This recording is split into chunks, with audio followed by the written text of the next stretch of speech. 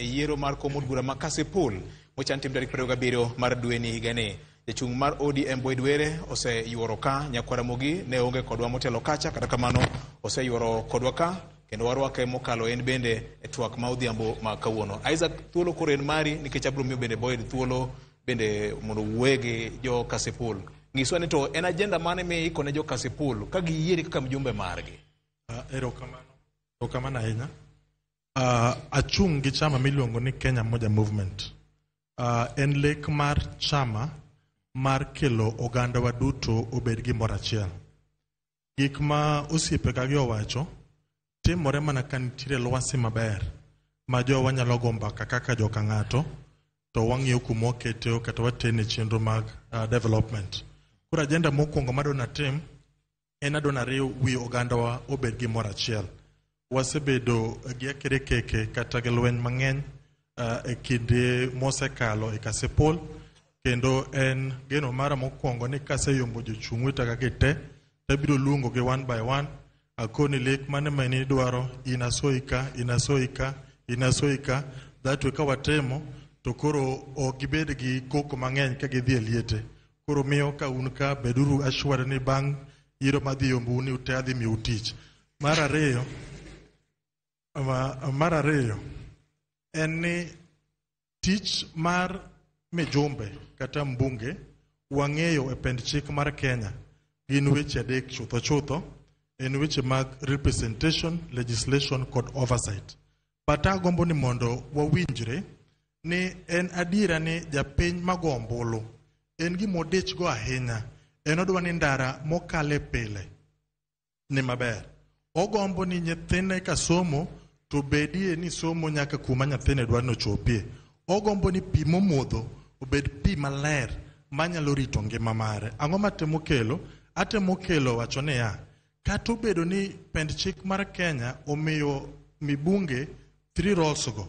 Ta paro ni ber mondo wang'e ni dwaro kata paro mar jopiny en ni ng'atno ma giyiero kaka jaod bura margi timo ne gidwachgi duto te e weche mag development kokalo kata kokotenore gi pend chik.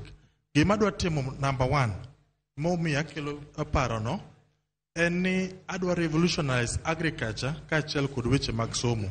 Ere kaka dwa timo ma? Agriculture wang'eyo kata weche mag pur en a devolved function. En tich ma county government mosebedo ne temo. Ta wacho motelo ni japiny koseyieri kaka mijumbe ok odwa ng'eyo ni ng'ani onego bed ni timo nyaka kiwango ni kata kiwango machielo ni county government kao. En odwa no neni weche mag pur and somo dhi kare. Kaka wadwa timo ma en niya, Kasipul ong'ere kaka piny mar mumbo. Piny machiego gimoro amora. Ochiwo gimoro amora nyaka monde wa ochiege utewa. Koro gimodwa ni watim number 1.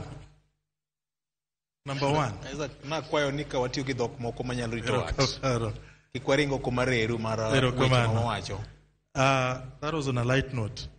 Number 1 kaka wadwa watim en ni kineno jowa majopur.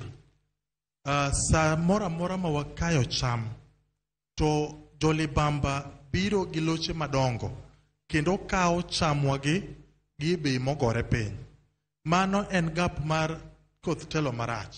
Gimadwa ni watim number 1 kokalo kaachiel kod county government wadwa kelo agulu maduong' mar Kasipul ma chamwa duto te ma jowa kayo Kasipul wabedo gi a body ma through the member of National Assembly kotenore gi migepe moko ma ok mag piny owacho gi mag piny owacho watimo gimiluongo ni empowerment of farmers.